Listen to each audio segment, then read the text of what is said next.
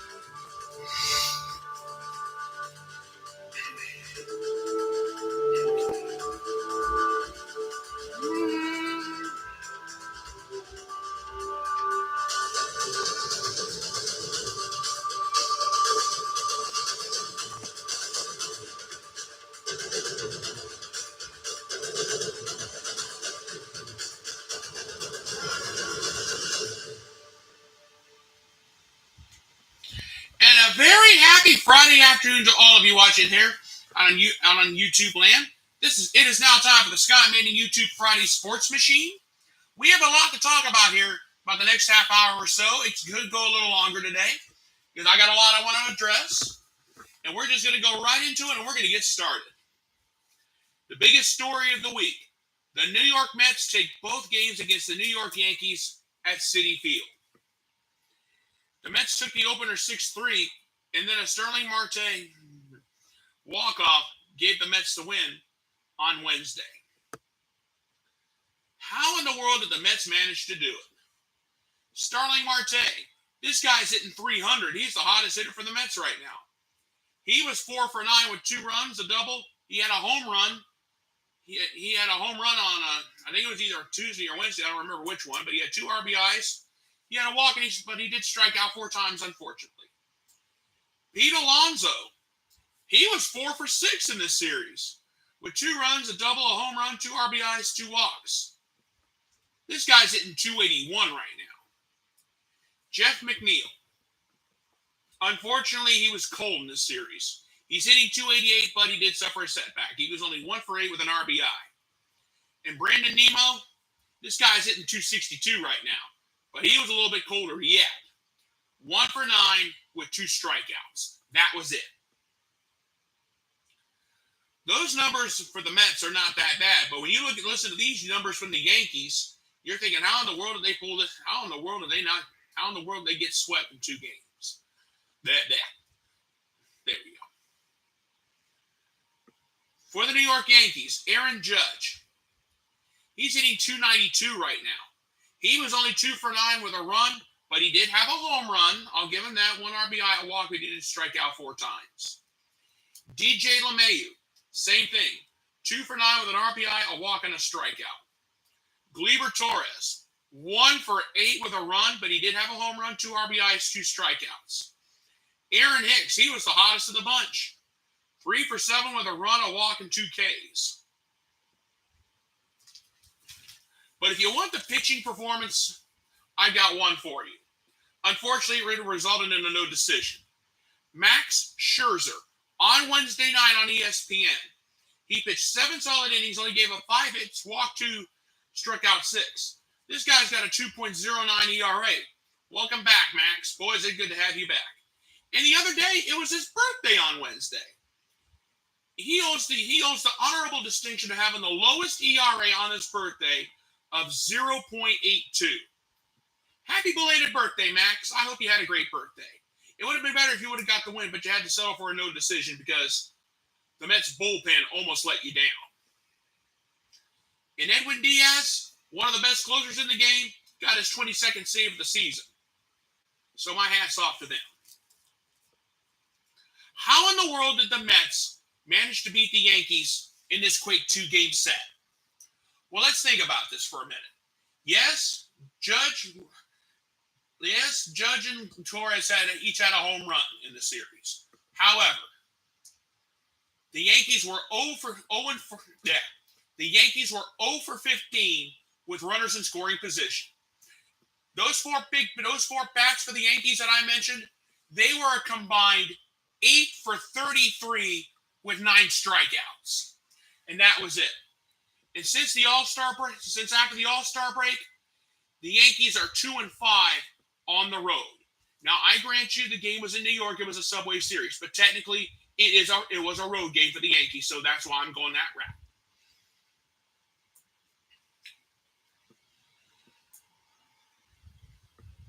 Eight for 33 with 9 strikeouts against the Mets.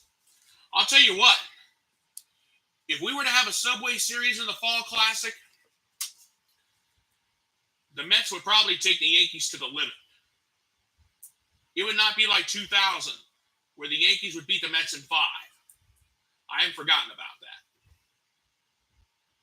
But I'll tell you what. This was a great 2-game quickie. And it was a great 2-game set. The Mets taking both away from the Yankees at Citi Field, that was huge. Now, the Yankees are still way, way out in front in the AL East. But now, the battle, they're honorable. Their throne as having the best record in baseball may not be anymore, and I'm going to address that here in a little bit. So stay tuned for that.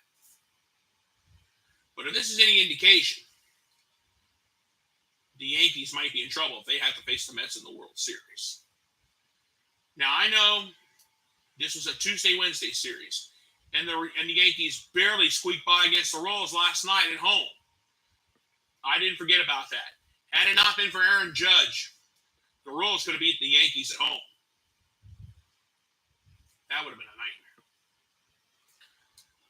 Now the Mets have played the Yankees. If this is a World Series preview, and if it turns out to be the Mets and the Yankees in the World Series, we may be talking a 7-game battle. That's all there is to it.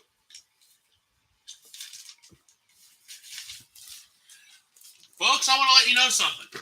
The Mets and the Yankees weren't the only quick 2-game set during this past week. The Milwaukee Brewers took both games over the Minnesota Twins in another quick 2-game set this week. The Brewers, their hitting was stone cold. Well, it was still somewhat stone cold, but it was better than the Twins anyway. And the Brewers took both games against the Twins. So how did they do it? Well, let's see. Andrew McCutchen, he's hitting .258 right now. He was 3 for 8 with 2 runs, 2 walks. Christian Yelich, he's hitting .254. He was 3 for 6 with 2 runs. He had 2 doubles in this quickie, 2 RBIs, 4 walks, and he only struck out once. Hunter Renfroe, he's only hitting .247. He may have only been 1 for 9, but he had a run. He had a home run, 3 RBIs, a walk. Unfortunately, he did strike out 3 times. Kelton Wong, he was 3 for 7 with 4 runs, a double. He had a home run, an RBI, 2 walks, and he only struck out once. He's hitting .243 right now. Now, Rowdy Tellez, he may be only hitting .230, and he was only 2 for 9. But those 2 hits that he had were huge. 2 runs, 2 home runs, 6 RBIs, a walk, and a strikeout. The Brewers were just that good. I mean, you have Renfroe hitting a home run, Wong hitting a home run, Tellez hitting 2 of them. That's how they did it. But something else to keep in mind, too, for the Minnesota Twins. Luis Arraez.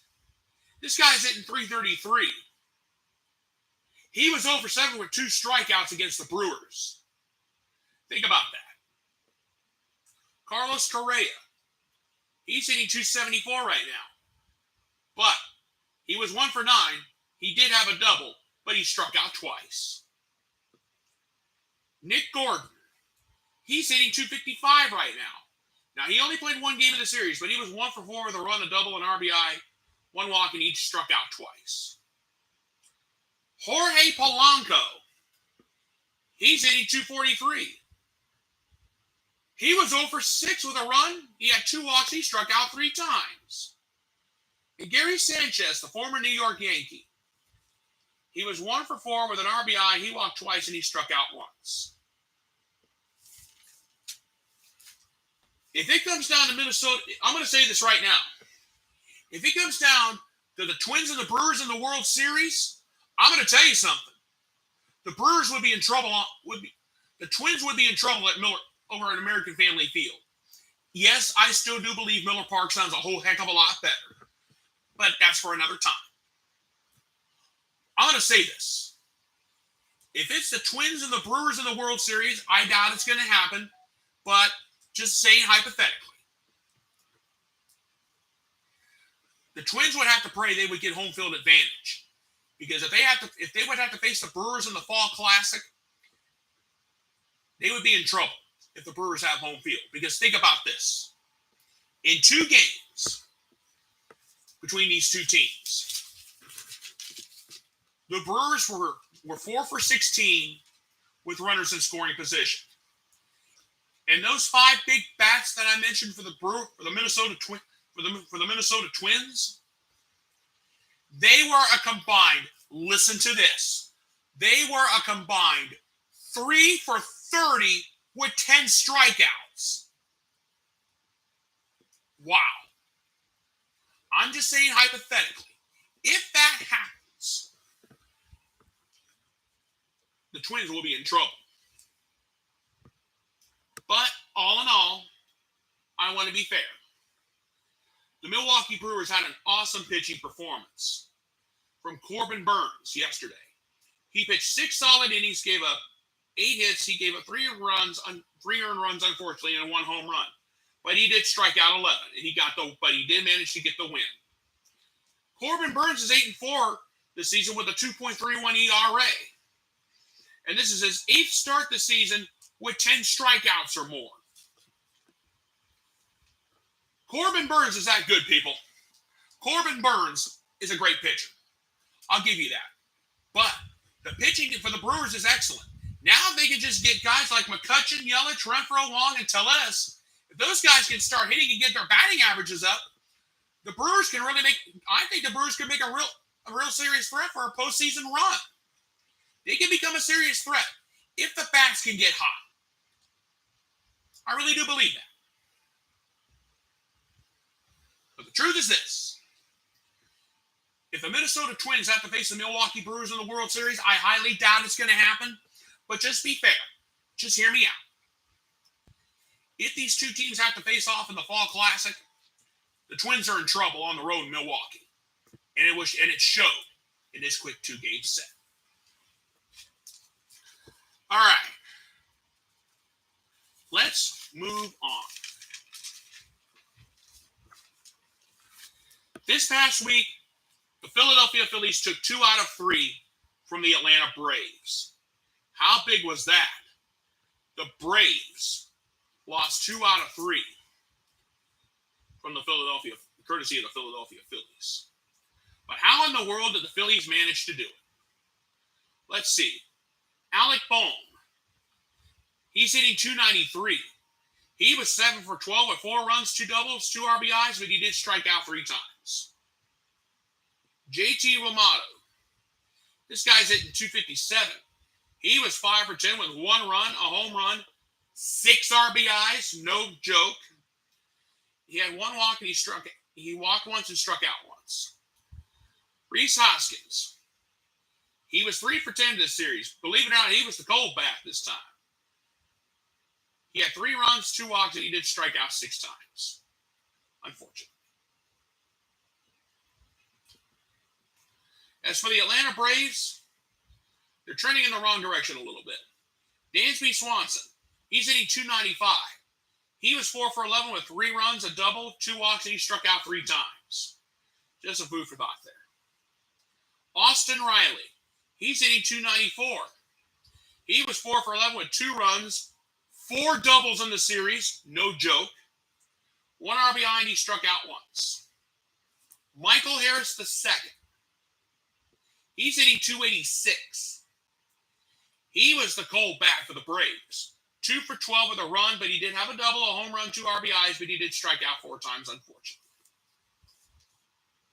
If you're looking for pitching performance in this 3-game set between these two, I got the perfect one for you. Spencer Strider of the Atlanta Braves, he pitched 6 solid innings, gave up 3 hits. Unfortunately, he gave up a home run. He walked 1, but he did strike out 6. This guy's 5-1 with a 2.91 ERA this season. And that's the truth of the matter. The Philadelphia Phillies did the New York Mets a favor for the time being. You know, as we go into August time, it's going to be division almost the rest of the way. We're getting close to August time. We're just a couple of days away from the month of August. And I'm going to tell you something. It's going to start heating up. We got 3 divisions that are too close to call. The American League Central, think about that. The Twins losing 2 against the Milwaukee Brewers. That was a setback. But the Cleveland Guardians managed to get a split against the Boston Red Sox. And the Chicago White Sox got a split against the Colorado Rockies. In the American League Central, we got 3 teams with a shot at taking to the division. The Minnesota Twins lead it. They suffered a huge setback, losing both against the Brewers. The Guardians, this is a big week. And the Oakland and the White Sox, they got a big week too. Now the Twins have the San Diego Padres for the next 3. And that's a very big, that could be a very important series, and I'm going to get to that here in a minute. The Guardians have the Tampa Bay Rays. That's not going to be fun. And the Chicago White Sox have the Oakland A's. So if any team could make a move, it could be the White Sox. If they sweep the A's, and the Guardians have troubles against the Tampa Bay Rays, and if the Guardians have trouble against the Rays, and if by some miracle the Padres take at least 2 out of 3 from the Twins, the American League Central is going to be thrown upside down. That's all there is to it. In the NL East, you know about what the Mets did to the Yankees, and you know what the Phillies did to the Braves. The Mets have the Miami Marlins coming up, starting tonight. Luckily, the Marlins are kind of on that line of hanging on for their playoff lives. And the Atlanta Braves have the Arizona Diamondbacks coming up. They're out. That's the only good news for the Braves. The National League Central, it's tight too. The Brewers have a 3-game lead over the St. Louis Cardinals. But the Brewers have the Boston Red Sox coming up. And the St. Louis Cardinals have the Washington Nationals.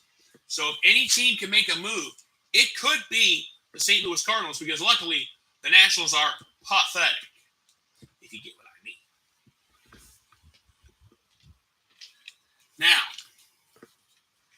Now, before we move on any further, it's time to hand out some Golden Baseball Awards. And I've decided what I do is I look at every series who I think should get one. For the Mets and the Yankees, in this quick 2-game set, I have 3 Golden Baseball Awards I'm going to hand out. For the New York Mets, Starling Marte, 4 for 9 with 2 runs, a double, a home run, 2 RBIs, a walk, and unfortunately 4 strikeouts. This guy's hitting .300. Congratulations, Starling Marte. You've just become the recipient of a Scott Manning Golden Baseball Award. Another Golden Baseball Award will go to Pete Alonso. He was 4 for 6 with 2 runs, a double, a home run, 2 RBIs, and 2 walks. Congratulations to you, Pete Alonso. You have just become the recipient of a Scott Manning Golden Baseball Award. And another baseball award, Max Scherzer. He pitched 7 innings, gave up 5 hits, 2 walks, and struck out 6 in the game on Wednesday night. Congratulations to you, Max Scherzer. You're going to get a little late birthday present. You just became the recipient of a Scott Manning Golden Baseball Award. And what are these Golden Baseball Awards worth? Absolutely nothing but a pat on the back and an attaboy. I know it's not much, but I want to give at least give a little respect. Now, let's move on. For the quick Twins Brewers series, I've only got one Golden Baseball Award to hand out. And that goes to Corbin Burns. He pitched 6 innings, gave up 8 hits, 3 earned runs, a home run, unfortunately. But he did strike out 11. So Corbin Burns, congratulations to you, sir. You have just become the recipient of a Scott Manning Golden Baseball Award.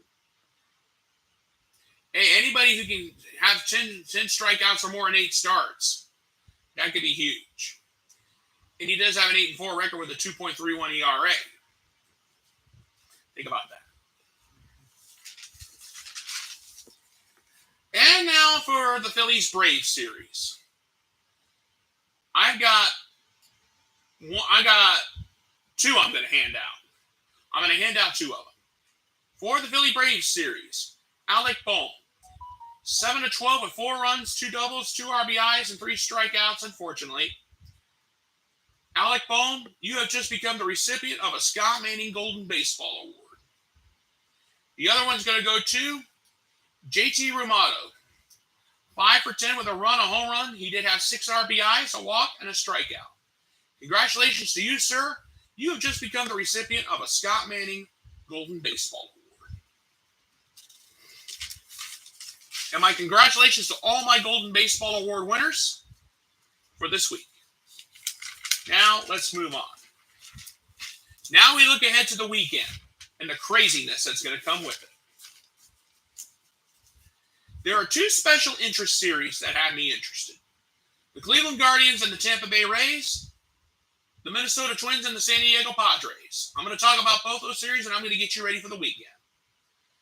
Now, the Guardians Rays, they start tonight.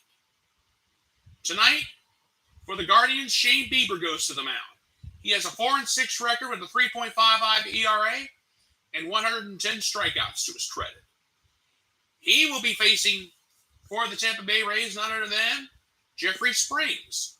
He has a 3-2 record with a 2.50 ERA and 72 strikeouts to his credit. Look for this matchup to be a good one tonight. Then on Saturday, I got a head scratcher. Zach Plesac. He has a 2-8 record with a 4.09 ERA and 72 strikeouts to his credit. In my professional opinion, he needs to be sent back to the minors. And the Tampa Bay Rays will be sending former Cleveland Guardians / Indian or whatever, Corey Kluber to the mound. He has a 6-6 record with a 3.91 ERA and 84 strikeouts. He knows what Tito Francona's up to. He's got Francona because remember, he pitched in Cleveland at one time. Now for the Sunday matchup. The Guardians, it's a mystery man. Ooh. But the Tampa Bay Rays, they have released their starter for Sunday, Shane McCallahan. This guy has a 10-3 record with a 1.76 ERA, 154 strikeouts to his credit. He's going to be a dangerous individual on Sunday afternoon, and everybody in Cleveland knows it. But if you look at the hitting department, it's pretty close. Jose Ramirez, this guy's hitting 288 with 20 home. He's hitting 285 with 20 home runs and 85 RBIs right now. Andres Gimenez, this guy's hitting 296 with an on-base percentage of 360. Those 2 big bats, watch out for them over the weekend. But for the other side of the ball with the Tampa Bay Rays, Randy Arozarena. This guy's hitting 258 with 12 home runs and 47 RBIs. He could be a guy that can produce in the clutch. And Yandy Diaz, he's hitting 294 with an OBP of 405. That could be huge this weekend. The series starts tonight. May the best team win. Hopefully it's Cleveland. You'll have to excuse my my bias towards the city of Cleveland and the Guardians organization. All right. For the Minnesota Twins and the San Diego Padres, we got a big weekend coming up. The Padres are fighting for their playoff lives. They're trying to stay in the hunt for a wild card. Keep that in mind. But tonight, the Minnesota Twins will be sending Joe Ryan to the mound. This guy has a 7-3 record with a 2.89 ERA and 73 strikeouts to his credit. And the San Diego Padres will be sending Blake Snell to the mound.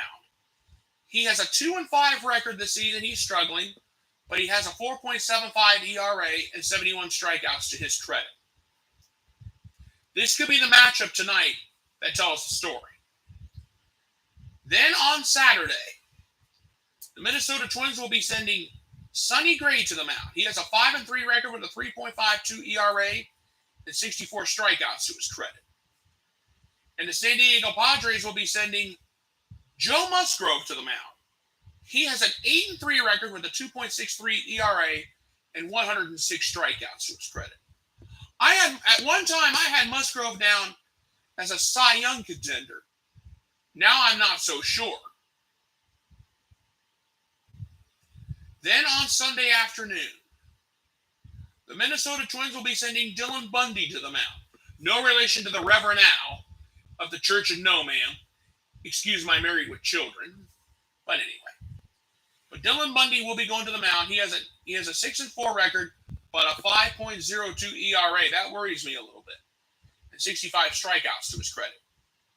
And the San Diego Padres will be sending Sean Manaea to the mound. He has a 5-5 record with a 4.33 ERA and 104 strikeouts to his credit. But if you want to look at the hitting, and despite the fact that the Minnesota Twins couldn't buy a hit against the Milwaukee Brewers in that quick 2-game set, they do have some power. Jorge Polanco. He's hitting 242 right now with 14 home runs, 49 RBIs. Look out for him. But Luis Reyes, he's hitting 333 with an on-base percentage of 405. Actually, a 408. I'm sorry. I kind of get my numbers mixed up. But anyway, Reyes is hitting 408. Manny Machado, he is the Padres' offense. He's hitting 299 with an OBP of 374 with 16 home runs and 54 RBIs. If he gets hurt, the Padres are in trouble. And everybody knows. This is a very important 3-game set for both of these teams. The Twins are trying to stay out in front in the American League Central. The San Diego Padres right now are trying to give themselves a wild card spot. And there's a lot at stake. Believe me.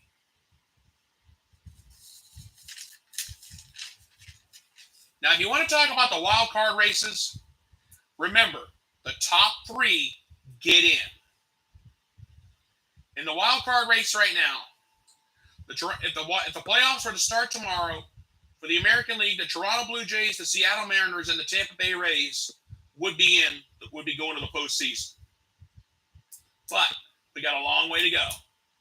The Cleveland Guardians 2.5 games back. If they can take the Rays to the limit and get a sweep, that could go a long way. And the Guardians could be doing a switch off.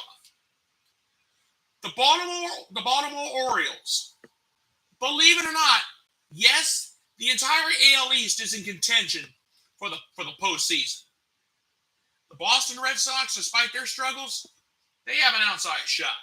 The Chicago White Sox, if they can get a sweep of the A's, and hopefully the Guardians and the Twins falter, we could talk about the White Sox being right in the thick of it. It is that close.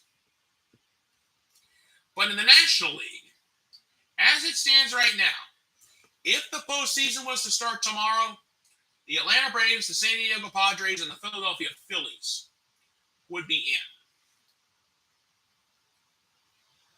I think this year they start the no 163 rule. But the St. Louis Cardinals, they got a 3-game set against the Washington Nationals.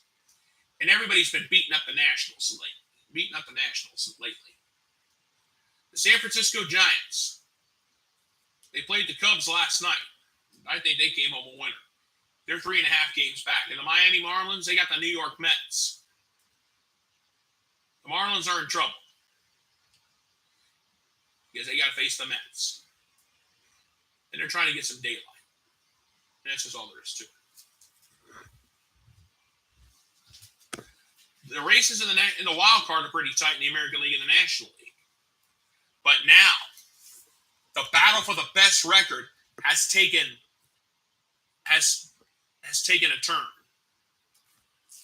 As it stands right now, the Los Angeles Dodgers have the best record in all of baseball. The Dodgers had no trouble sweeping the Nationals.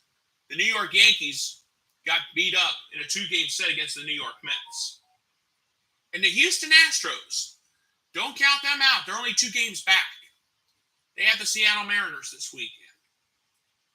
And the New York Mets, as crazy as it sounds, they're still in contention. They're only 5 games back. It is that close. And the Atlanta Braves, if they can put something together in August and September, we could be talking about the Atlanta Braves being in the thick of it for the best record. What's at stake? The best record in baseball gets home field advantage throughout the postseason.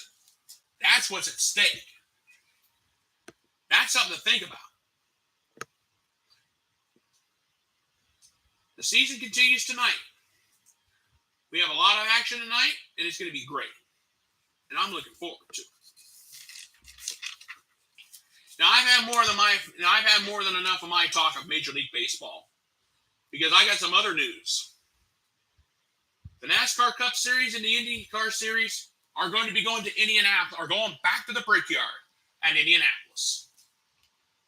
Both NASCAR and IndyCar have road races this weekend on the Indianapolis Motor Speedway road course. I'm looking forward to it. I really am. The NASCAR Cup Series has their race on Sunday afternoon at 2:30 on NBC.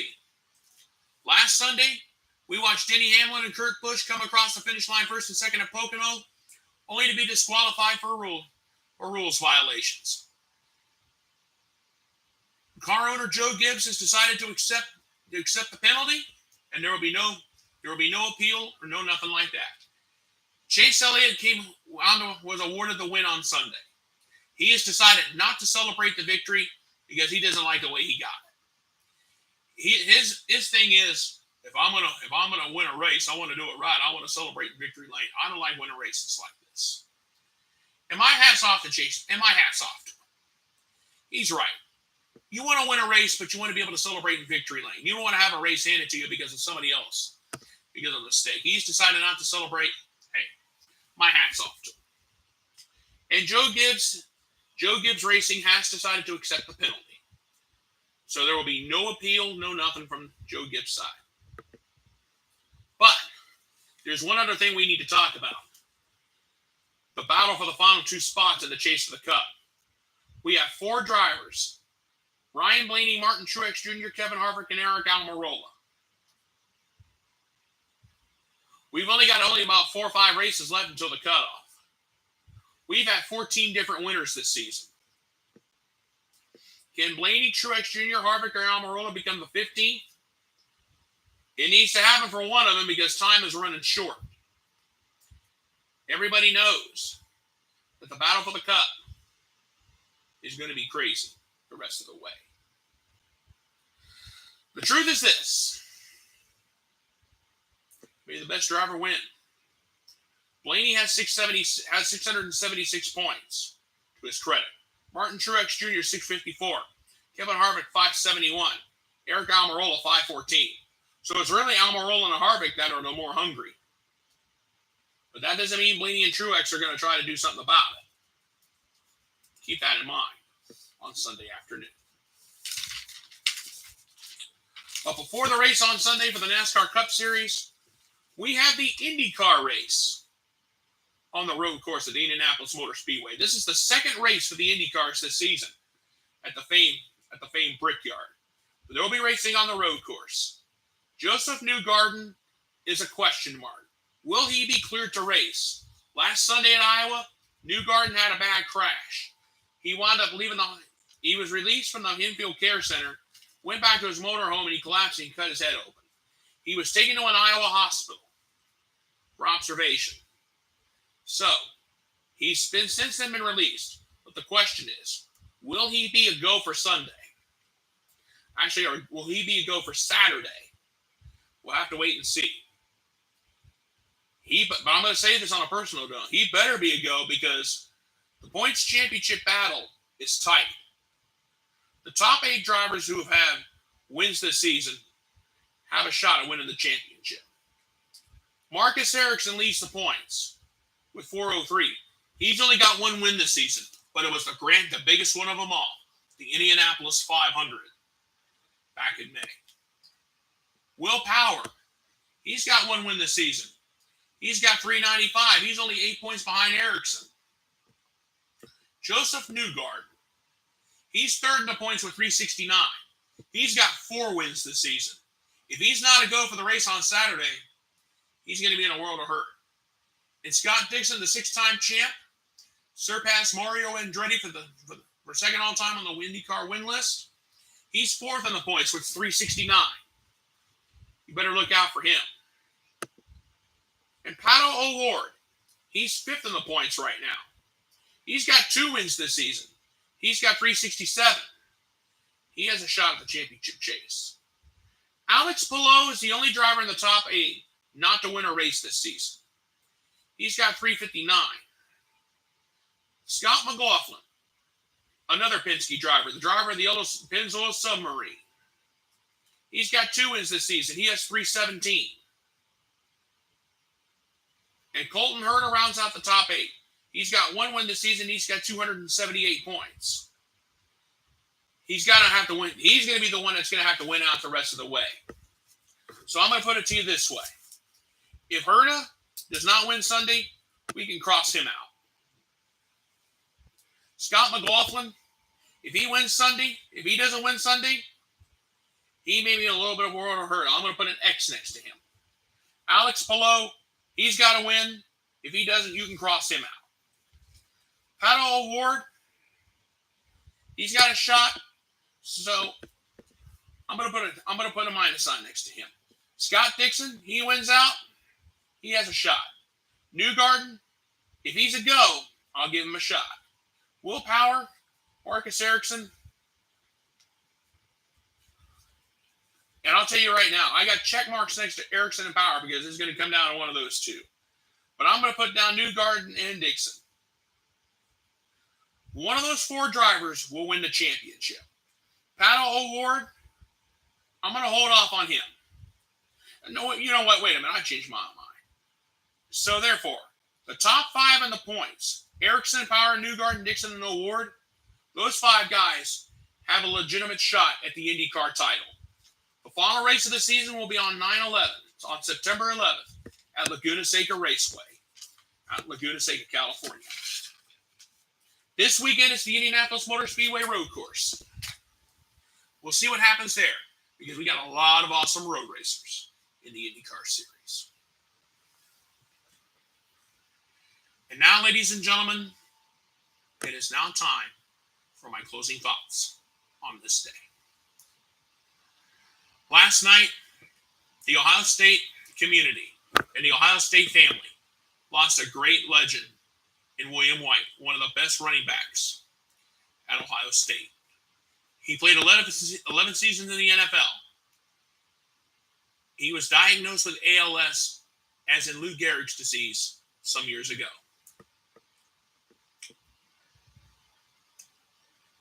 William White was a great player to come out of Ohio State. One of the best runners. He knew how to run the ball. He was fun to watch on Saturday afternoon. The Ohio State University made a huge donation to the William White Fund for research for ALS and a cure for Lou Gehrig's disease. William White will be missed at Ohio State. It's a sad day for the Big Ten family, and it's a sad day for the Ohio State family. William White, thank you for the memories that you gave us at Ohio State and the memories that you gave in the NFL. You played 11 seasons in the league. You were a great player at Ohio State. Thank you for the memories that you gave, Buckeye Nation. You'll be sorely missed. My condolences go out to the White family. He leaves behind a wife and 3 children. And he will be missed by all of us in the Ohio State community. And that's all I have to say today. Okay, folks, I'm going to go ahead and get on out of here. I want to thank you guys so much for being with me here on this Friday afternoon. I know I was on the air for 40 minutes, a little bit longer than I wanted to, but we had a lot we had to get through today. So thank you so much for spending this time with me today. Please go ahead and subscribe to my YouTube channel. My name is Scott Manning. All you have to do is type my name, scroll down, look for this pretty face, click subscribe, and you will see all of the sports videos I have done, all the sports shows I have done so far. I want to thank you guys so much for being with me here on this day. You guys have a great weekend. I'll be back here Sunday night for the YouTube Sunday Sports Machine, and I hope to see you then. Thank you guys so much for being with me, and God bless. Goodbye, everybody, and I think